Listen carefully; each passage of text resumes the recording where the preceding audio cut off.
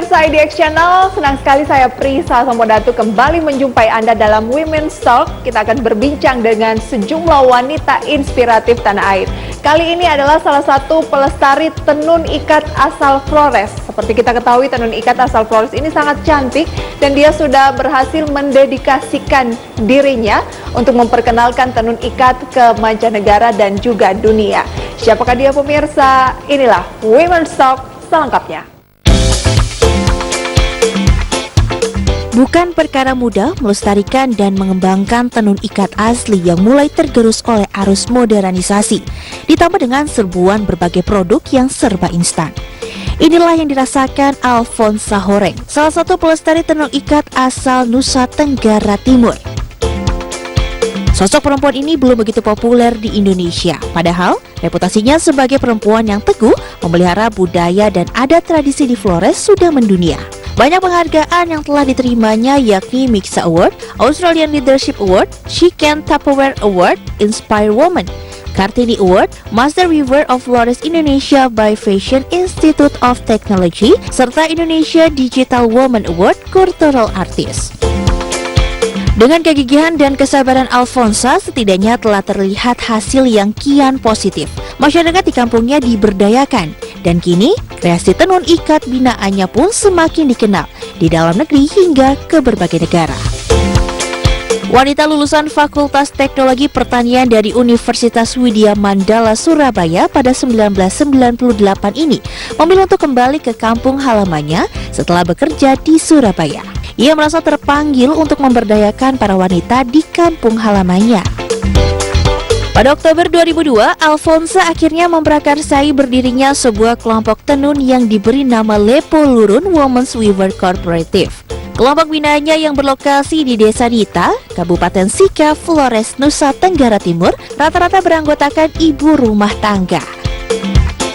Berkat dukungan dari keluarga dan berbagai pihak lain, kegiatan yang semula hanya iseng tersebut pun akhirnya digiati. Wanita kelahiran Nita, Flores 1 Agustus 1974 ini mulai menenun kembali sebagaimana yang pernah ia pelajari dari orang tuanya semasa di bangku SMP. Nah pemirsa, seperti apakah perjuangan Alfonsa Horeng melestarikan tenun ikat Nusa Tenggara Timur ini? Kita ikuti obrolan serunya hanya di Women's Talk.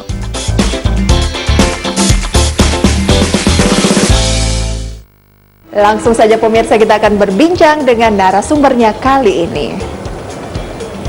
Beliau ini adalah Ibu Alfonsa Horeng, seorang pelestari tenun ikat asal Flores dan juga pelestari wisata dari Flores, pemirsa ya. Ibu Alfonsa, apa kabar? Selamat siang. Selamat siang, terima kasih sudah menghubungi kami. Cerah sekali tampaknya ya, suasana di Flores enak nih untuk berlibur seharusnya. Waduh, jadi kepikiran Pulau Flores yang sangat indah, Ibu Alfonsa. Kapan-kapan main ke sana boleh ya? Ya boleh, dengan senang hati silakan datang. Dan kami bisa melihat ya di belakang Ibu Alfonsa ini sudah terpasang rapi kain-kain. Ini adalah semua tenun ikat dari dan yang asli ya. Ya, asli. Wow, apa yang membuat Ibu Alfonsa sangat tertarik dengan tenun ikat? Banyak yang tertarik tapi hanya untuk sekedar menggunakan, tidak sampai yang melestarikan, sampai juga untuk mempromosikan ke mancanegara. Kenapa Ibu Alfonsa? Karena nilainya sangat tinggi. Sekejap kami melihat bahwa ini kebiasaan rutin dari kampung ke kampung, merupakan tradisi budaya. Tetapi setelah kita memberikan wejangan atau memberikan pengalaman-pengalaman kita dengan melihat tamu-tamu pengunjung, mereka sendiri menilai bahwa ini suatu mahakarya yang paling tinggi yang mempunyai nilai filosofi dan peradaban. Jadi ini merupakan satu-satunya identitas suku bangsa kita di sini.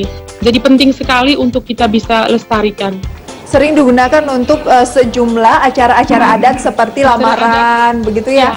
Ya. Wow, apa yang membedakan ataupun memberikan nilai tinggi yang membedakan dengan mungkin tenun-tenun lain? Karena kan sejumlah wilayah di Indonesia kita tahu kaya akan tenun gitu. Kalau tenun ikat sendiri ciri khasnya itu selain dari segi motif apa?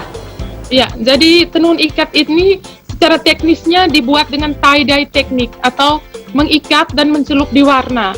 Itu teknik ikatnya. Ada yang tenun supplementary wove, itu tidak diikat tetapi seperti menganyam, seperti tenun dari Batak, songket-songket dari Padang atau dari Palembang. Nah, itu tidak diikat. Jadi keahlian para penenun ini banyak sekali teknik-tekniknya, ada yang diikat, ada yang dijumput, ada yang harus dicolet, ada yang suplementari, benang pakan, macam-macam. Jadi ketertarikannya di sini bahwa teknik yang kami miliki di sini lebih banyak ke perbedaan antara pemakainya.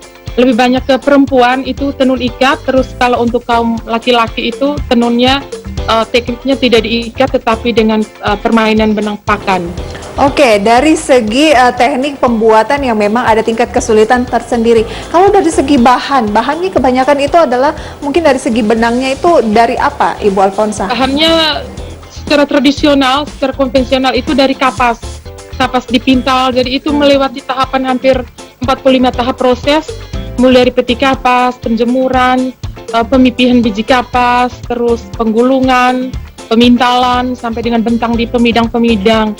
Dan juga pewarnanya juga menggunakan pewarna alam dari tumbuh-tumbuhan, indigo atau nila, akar mengkudu, kunyit, kulit-kulit kayu. Itu merupakan ramuan-ramuan untuk membentuk pewarna-pewarna pada desain kain yang sudah kita bentuk.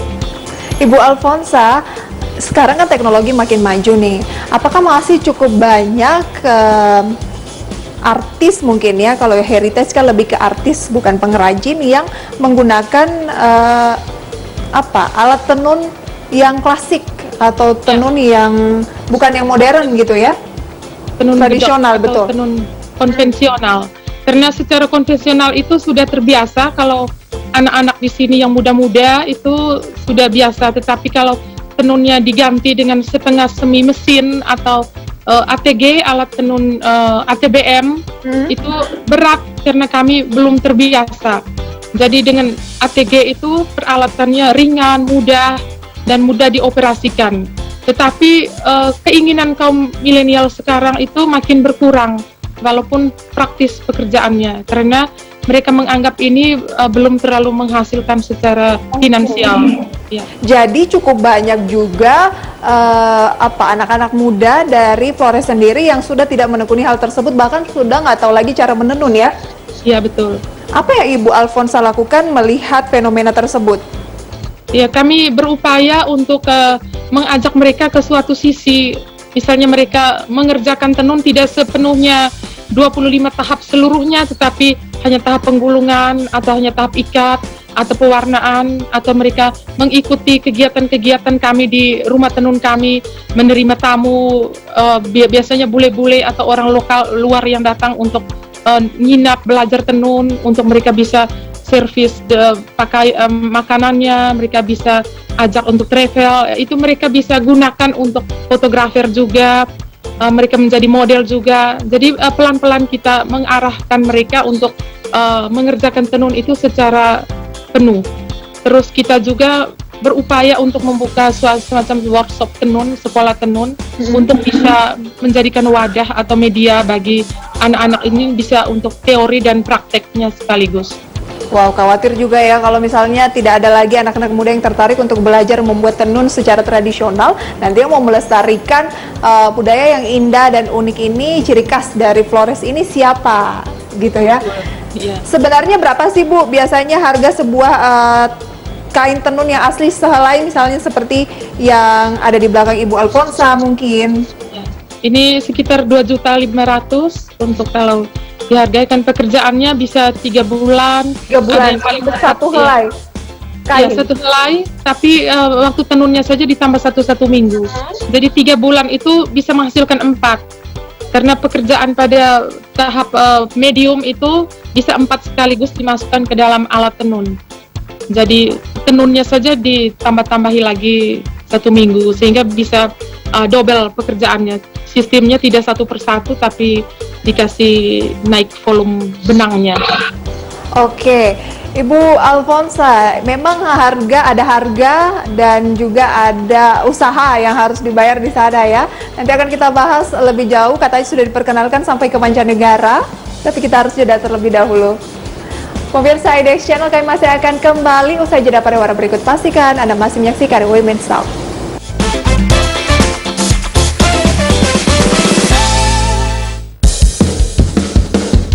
Ingat pesan ibu, pakai maskermu, cuci tangan pakai sabun, jangan sampai tertular.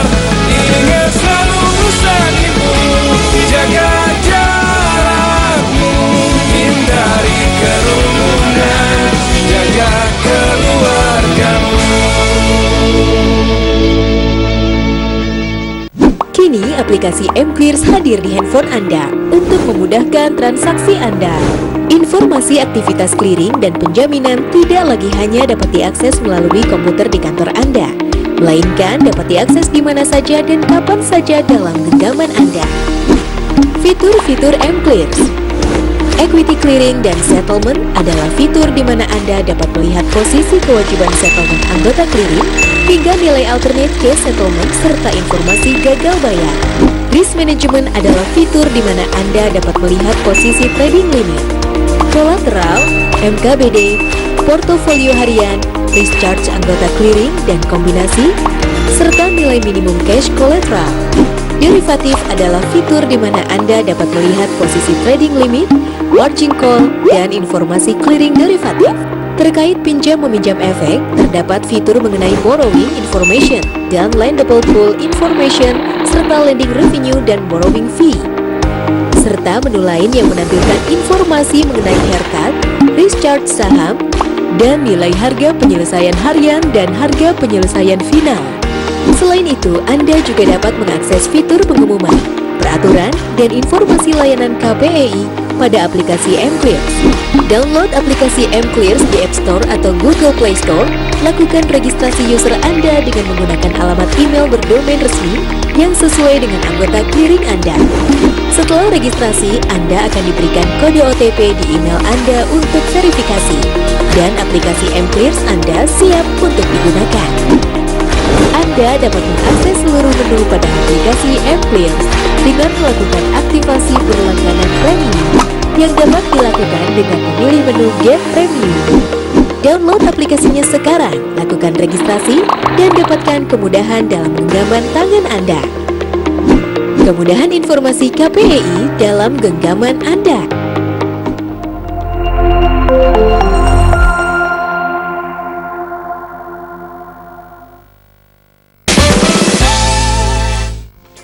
Nah, pemirsa, bagi Anda pencinta tenun, ini kesempatan menarik karena saya berbincang dengan salah satu pelestari tenun ikat yang cantik asal Flores, Ibu Alfonsa Horeng.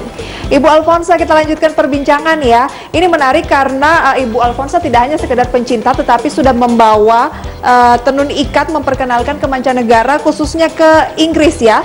Bagaimana ceritanya sampai membawa alat tenunnya dan dibeli ya oleh orang Inggris yang ada di sana sampai diborong katanya. Benar nggak ceritanya seperti itu, Ibu Alfonsa? Ya, karena semangat kami untuk membangkitkan interest mereka juga terhadap tenunan kita, kita dibawa oleh waktu itu Ibu Menteri Pemberdayaan Perempuan, Ibu Linda Agung Gumelar yang membawa. Terus saya, Ibu kembali saya extend, melanjutkan lagi. Ibu Mari Pangestu punya acara waktu itu di Kementerian Parekraf. Terus melanjutkan lagi dengan antropologi, karena banyak sekali antropologi asal Inggris itu selalu ke Flores untuk membuat buku, menulis tentang referensi-referensi budaya. Jadi pas saya membawa alat tenun, membawa tenunan dan produknya, mereka mengambil, mengkoleksi, membeli untuk bisa diajarkan lagi ke museum di kampus mereka. Itu sebagai bahan pembelajaran bagi mahasiswa-mahasiswa di sana untuk bisa memahami bahwa ini bukan sekedar craft dan ini bukan craft, tetapi ini heritage dan ini merupakan karya, mahakarya peradaban Indonesia yang masih tetap dijaga. Oke, berarti diajarkan juga di beberapa universitas yang ada di London, Inggris. Eropa, ya. Selain di Eropa atau di Inggris gitu, sempat memperkenalkan tenun ikat juga nggak Ibu Alfonsa dan rekan-rekan ke wilayah mana lagi? Ya, Amerika Latin juga, Brasil, Chili, Peru, Meksiko, terus Amerika Serikat. Wah, banyak ya. Kanada, Asia, Australia, Pasifik, dan Eropa lebih banyak juga. Armenia juga. Jadi Ibu Alfonso selalu ikut, rata-rata ikut ya?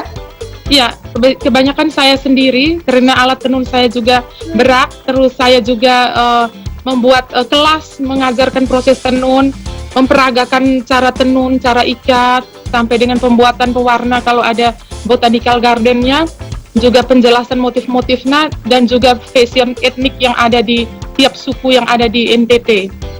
Jadi luar biasa. ilmunya yang kita ajarkan bukan kita pergi jualan, tetapi mereka manfaatkan ini untuk menambah koleksi di National Gallery mereka, untuk menambah koleksi waktu exposition atau pameran di museum-museum besar mereka, dan mereka gunakan ini sebagai suatu bentuk referensi atau rekomendasi lagi bagi pecinta tekstil dan folklore atau pecinta budaya yang mengikuti pola kehidupan di negara mereka masing-masing. Nah, Ibu Alfonsa, dari sejumlah negara yang telah dikunjungi gitu ya, negara mana yang mungkin paling berkesan dan masih diingat sampai sekarang, ada mungkin animo atau tanggapan yang menarik dari masyarakat di sana akan tenun ikat yang Ibu Alfonsa perkenalkan? Ya, itu masing-masing negara punya keunikan sendiri, punya kenangan sendiri, dan sangat menarik sekali pengalaman yang baru bagi kami bahwa seperti Meksiko atau Amerika Latin, mereka itu sangat suka dengan art, suka dengan seni. Jadi sampai uang habis pun mereka menukar dengan souvenir dari mereka, terus mengambil kain-kain tenun kita.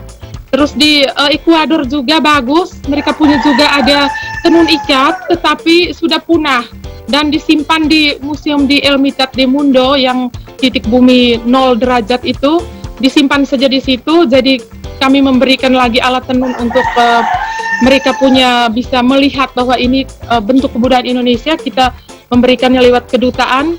Terus juga lebih banyak orang-orang tua yang di Kanada dan Amerika, mereka membuka semacam workshop atau textile society untuk seluruh negara-negara yang masih berkegiatan dengan folklore atau tekstil.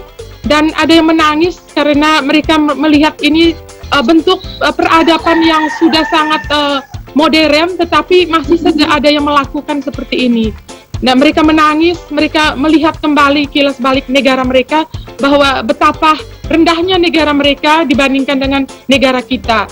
Negara kita masih menjaga, menjunjung tinggi skill, sumber daya manusia, tradisi budaya, peradaban, dan negara mereka sudah punah. Jadi mereka menangis, terharu, berterima kasih dengan peradaban bagi negara kita. Jadi kami bangga sekali jadi warga negara Indonesia. Kita aja ini yang kaya dan sangat iri mungkin negara lain melihat kekayaan budaya kita sendiri, tapi bagaimana kalau kita tidak menghargai? Ya harus kita sendirilah yang melestarikan, karena kalau bukan kita, generasi kita berikutnya mungkin justru akan sudah buta gitu ya, nggak tahu lagi apa arti dari tenun seperti tenun ikat asal Flores. Nah, saya penasaran dan mungkin pemirsa Women's Talk juga yang sangat cinta dengan heritage pengen tahu, Ibu Alfonsa, mungkin salah satu motif yang ada di belakang Ibu Alfonsa itu mungkin bisa dijelaskan itu artinya apa?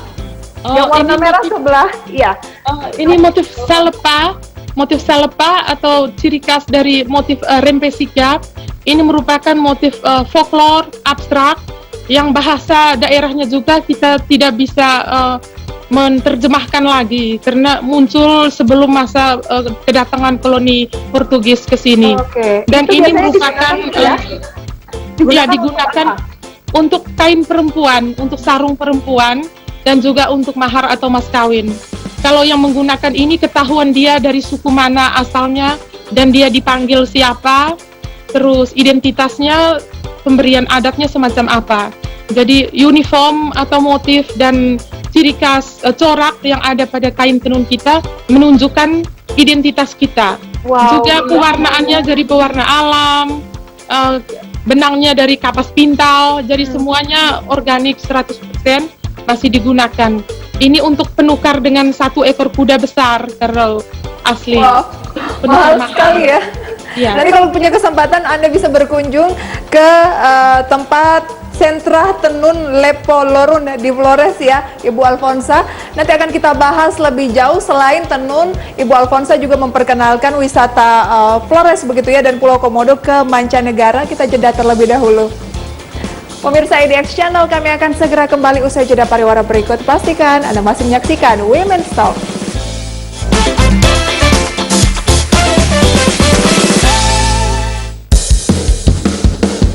Ingat pesan ibu, pakai maskermu, cuci tangan pakai sabun, jangan sampai tertular. Ingat selalu pesan ibu, jaga jarakmu, hindari kerumunan, jaga keluargamu.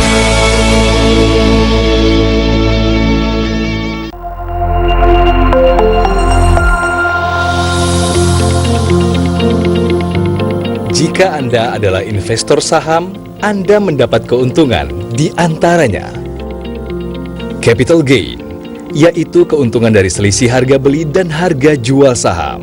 Dividen, yaitu pembagian laba kepada pemegang saham. Keuntungan lainnya, investor bisa memperoleh pendapatan tambahan dengan meminjamkan sahamnya melalui layanan pinjam meminjam efek atau PME. Apa itu PME? PME merupakan pinjaman efek sementara berupa saham dari investor untuk keperluan penyelesaian transaksi bursa. Apa saja manfaat yang didapatkan? Investor memperoleh keuntungan. Investor tetap dapat menerima dana sebagai pengganti dividen jika ada pembagian dividen saat sahamnya sedang dipinjamkan. Pendapatan yang diterima investor dari layanan PME dapat digunakan untuk membayar biaya penyimpanan saham. Saat nilai saham turun, investor tetap dapat memperoleh pendapatan hingga mengurangi potensi kerugian. Dan yang terpenting, KPEI menjamin pengembalian saham yang dipinjamkan sesuai waktu yang telah ditentukan. Menarik bukan? Prosesnya sangat sederhana. Investor cukup menghubungi perusahaan sekuritas dan menandatangani formulir perjanjian PME. Selanjutnya, jika terdapat kebutuhan penyelesaian transaksi bursa oleh peminjam, saham yang akan dipinjamkan diserahkan kepada KPEI melalui perusahaan sekuritas. Setelah proses PME selesai, maka KPEI akan mengembalikan saham yang telah dipinjamkan dan memberikan pendapatan kepada investor melalui perusahaan sekuritas. Segera hubungi perusahaan sekuritas Anda, Customer Care KPEI, atau kunjungi website kami untuk mengetahui layanan PME. PME, pinjamkan sahamnya, dapatkan manfaatnya.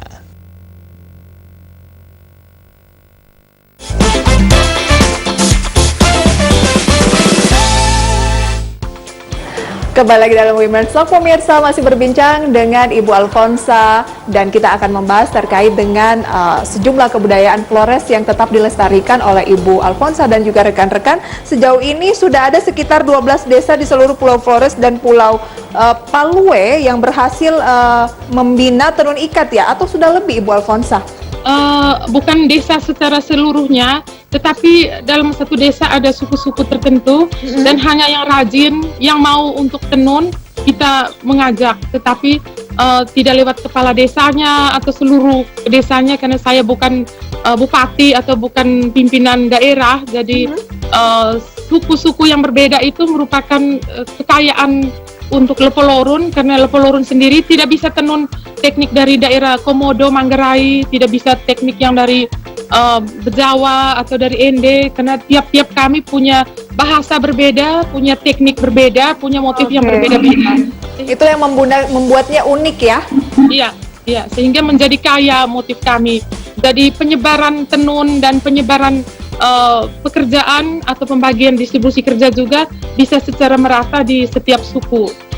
Nah, Ibu Alfonsa, pemirsa juga pasti ingin tahu ya, tantangannya selama ini untuk bisa melestarikan tenun ikat seperti apa, kemudian mungkin dukungan dari pemerintah daerah juga seperti apa?